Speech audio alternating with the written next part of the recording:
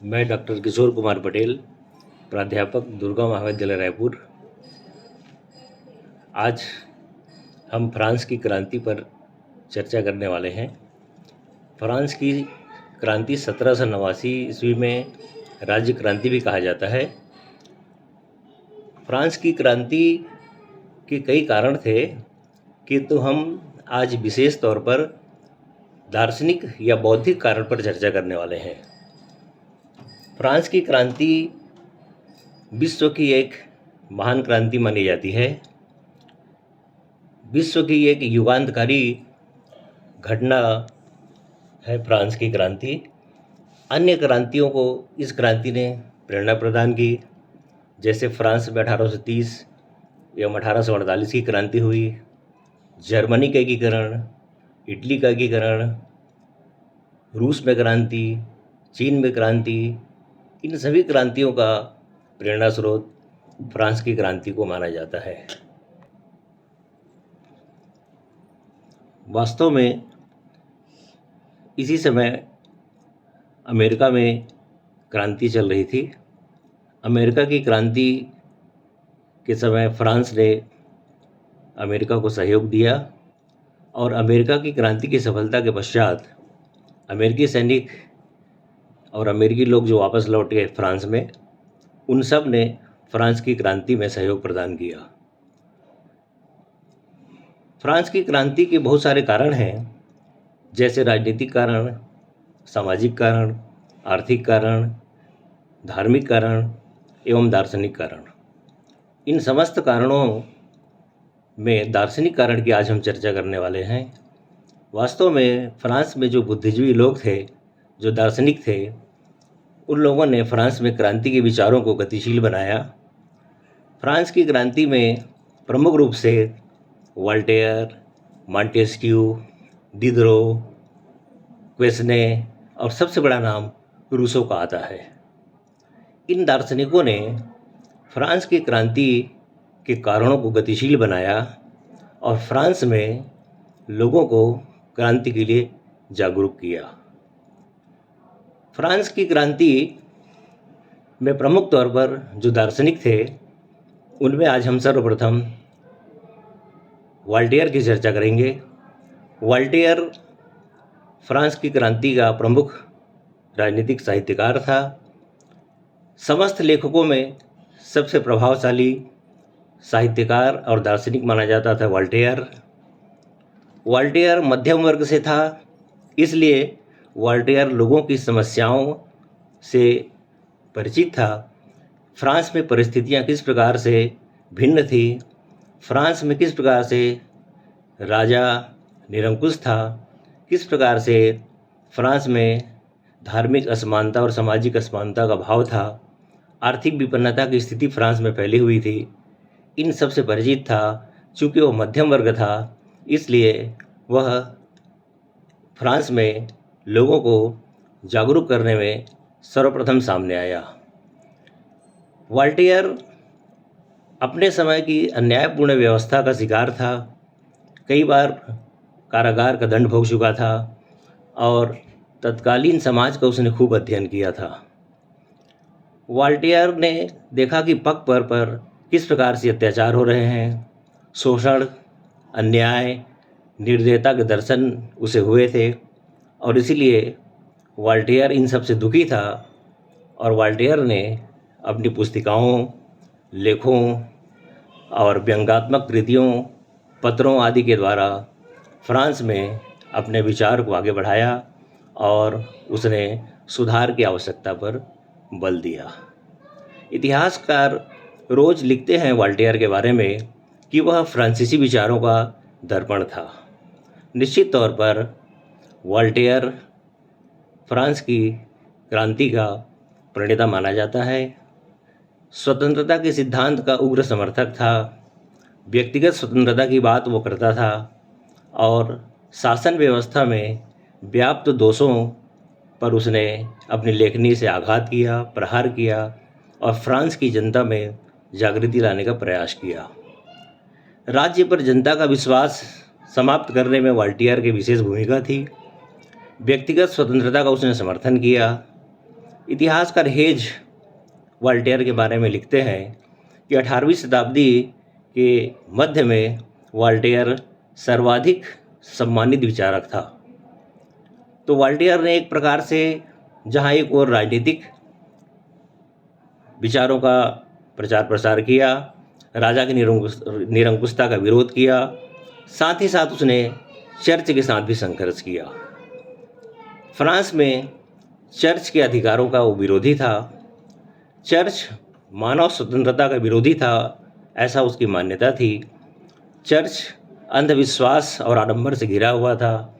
इस बात का उसने जोरों से प्रचार प्रसार किया। चर्च को बदनाम संस्था कहता था वॉल्टेयर, और चर्च में व्याप्त आडंबरों और अंधविश्वासों का उसने घोर विरोध किया। अगर मूल्यांकन करें तो अपना संपूर्ण जीवन काल उसने मानवता के हित में, जनता के हित में बिताया। व्यक्तिगत स्वतंत्रता के लिए जीवन भर संघर्ष किया और जनता को जागृति प्रदान की। क्रांति के लिए वातावरण तैयार करने में वॉल्टेयर की विशेष भूमिका थी। इतिहासकार हेजन लिखते हैं कि उसके समय में उसका क्या महत्व था, इस बात का पता इस बात से चलता है कि लोग उसे राजा वॉल्टेयर कहा करते थे। तो इस प्रकार से हम मानते हैं कि वॉल्टेयर फ्रांस की क्रांति का प्रमुख प्रणेता था और उसने फ्रांस में क्रांति के विचारों को आगे बढ़ाया।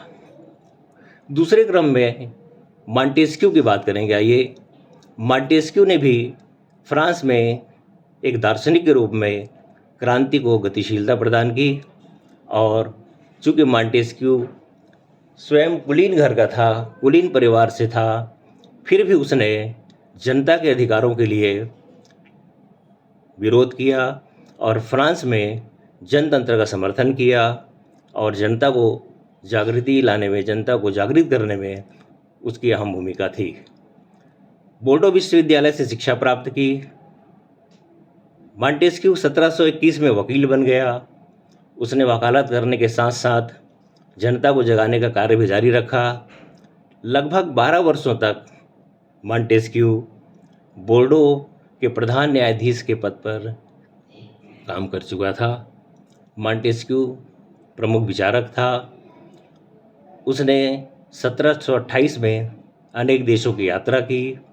यात्रा के दौरान उसने काफ़ी समय तक इंग्लैंड में बिताया और वो इंग्लैंड की राजनीतिक स्थिति से बहुत प्रभावित था और फ्रांस में भी वो इंग्लैंड की तरह व्यवस्था स्थापित करना चाहता था।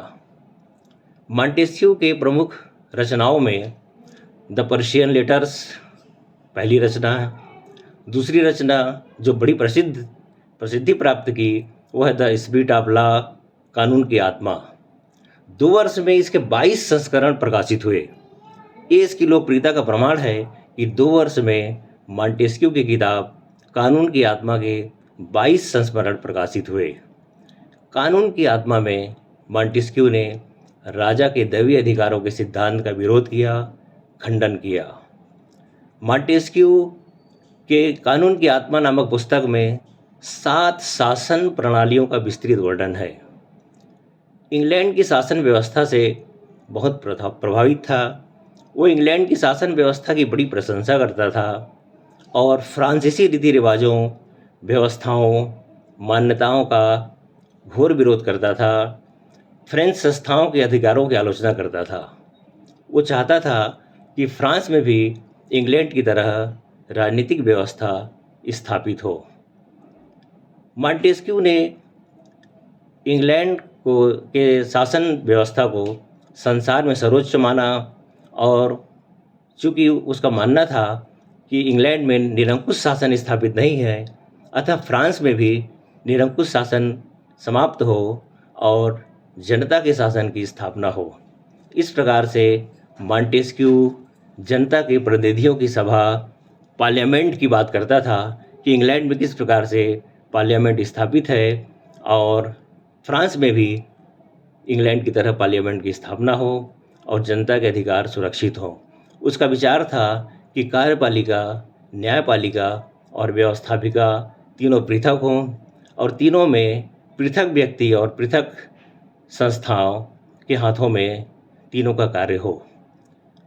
उसका विचार था कि फ्रांस में समस्त शक्तियाँ एक ही व्यक्ति यानी राजा के हाथ में निहित है, इसलिए राजा निरंकुश है और जनता के अधिकार असुरक्षित हैं। फ्रांस की जनता स्वतंत्रता से वंचित है। उसने एक तंत्र की घोर निंदा की। उसने इंग्लैंड के शासन की बड़ी तारीफ की। बड़ा प्रभाव उसने इंग्लैंड के शासन व्यवस्था को अपने देश में लागू करने का प्रयास किया और इस प्रकार से वह रूसो के बाद सबसे बड़ा विचारक माना जाता है। मॉन्टेस्क्यू के बाद आइए देखें तृतीय क्रम में Rousseau. Jean Jacques Rousseau France की क्रांति का मसीहा माना जाता है। रूसो सबसे प्रभावशाली, सबसे प्रसिद्धि प्राप्त क्रांतिकारी विचारों का दार्शनिक था। 18वीं शताब्दी में सर्वाधिक महत्वपूर्ण दार्शनिक रूसो माना जाता है। रूसो वाल्टेयर से भिन्न था। वाल्टेयर बुद्धि प्रधान था किंतु रूसो भावना प्रधान था। रूसो एक नवीन समाज का संगठन करना चाहता था। वह जेनेवा के एक घड़ी साज का पुत्र था, अर्थात सामान्य घराने का व्यक्ति था, इसलिए वह जनता की परिस्थितियों से परिचित था। उसका प्रारंभिक जीवन बड़ा कष्टप्रद था।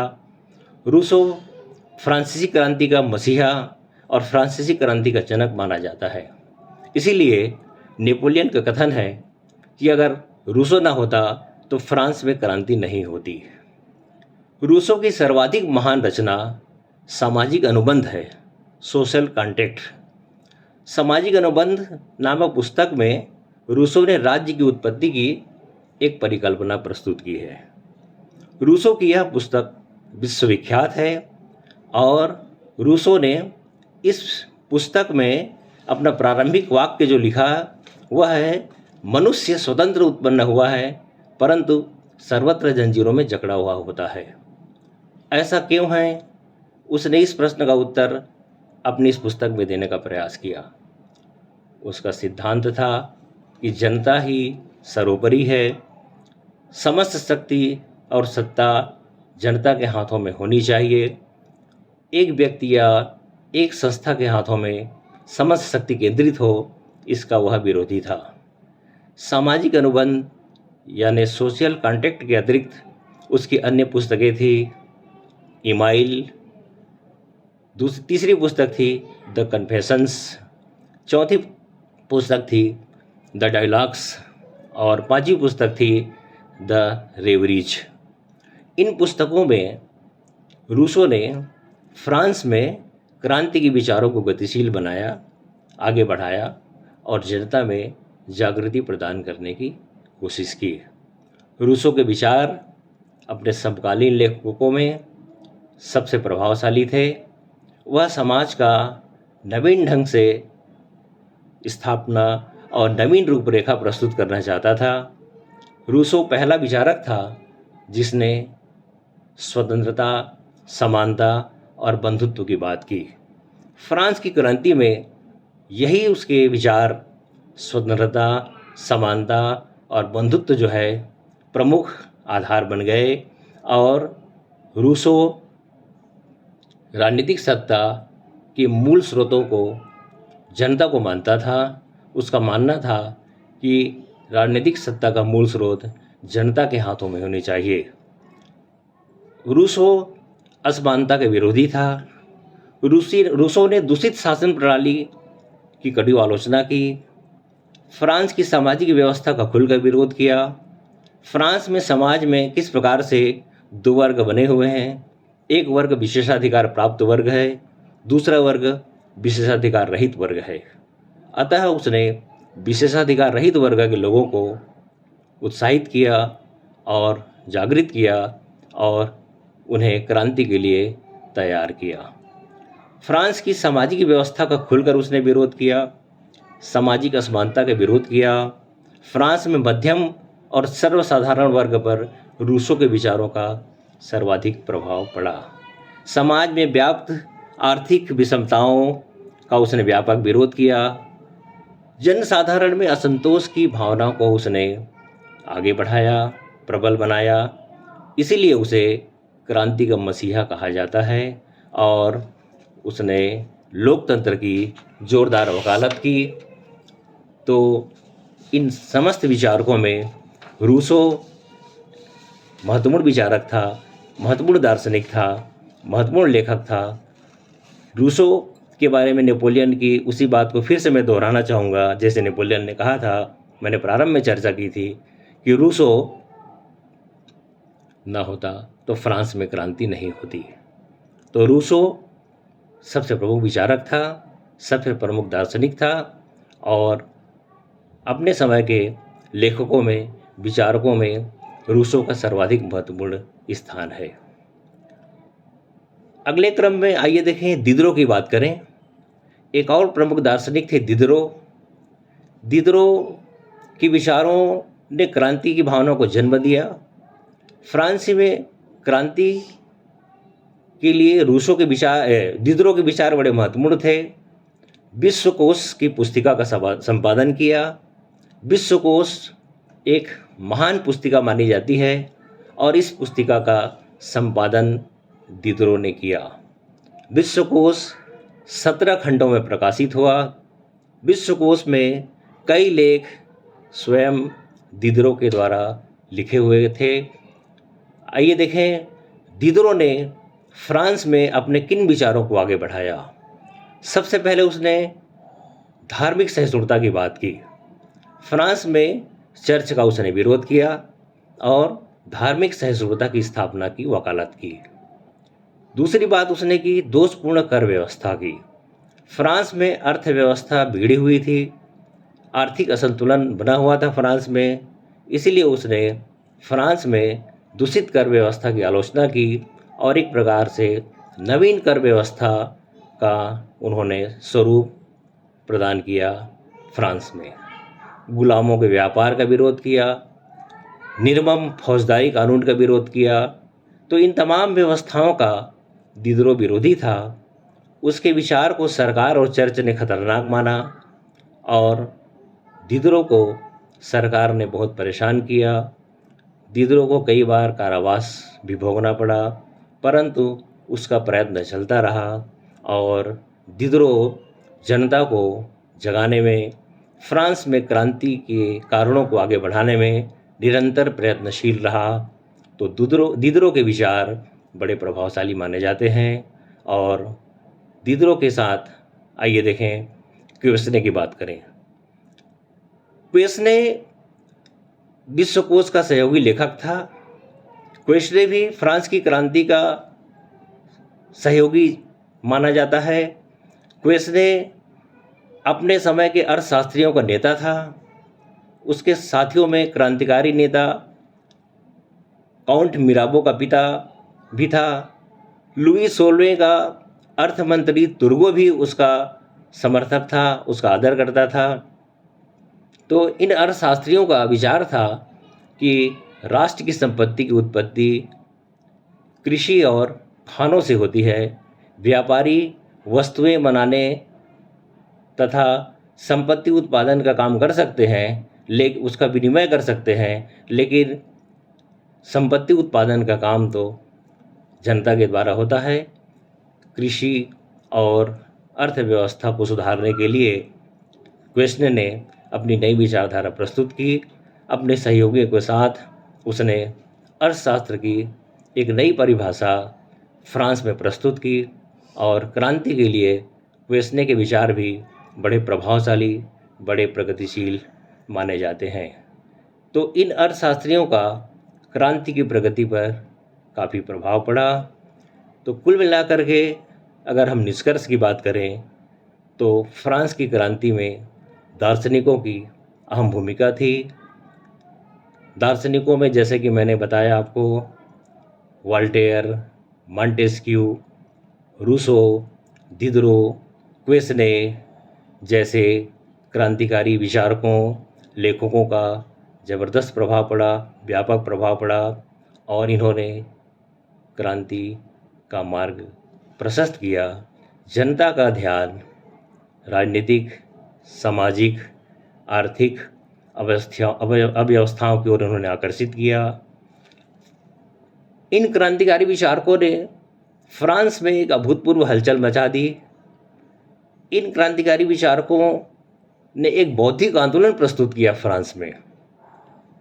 कई बार कई लेखक कहते हैं, कई इतिहासकार कहते हैं कि फ्रांस की क्रांति में दार्शनिकों की कोई भूमिका नहीं थी। फ्रांस की क्रांति के लिए तो राजनीतिक, सामाजिक और आर्थिक और धार्मिक जो असंतोष थे यही पर्याप्त थे। मैं मानता हूँ, बहुत सारे इतिहासकार भी इस बात का समर्थन करते हैं कि फ्रांस की क्रांति में दार्शनिकों की अहम भूमिका थी और इन दार्शनिकों ने एक बौद्धिक आंदोलन प्रस्तुत करके फ्रांस में क्रांति के विचारों को अग्रसर बनाया।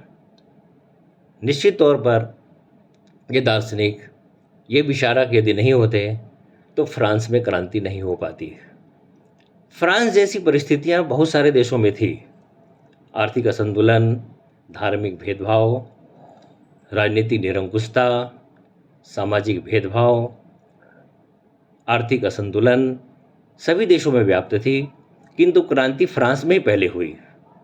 इसके पीछे बड़ा कारण है दार्शनिकों की भूमिका, विचारकों की भूमिका और इन दार्शनिकों और विचारकों के द्वारा बौद्धिक आंदोलन जो प्रस्तुत किए गए फ्रांस में, उसकी बड़ी भूमिका थी।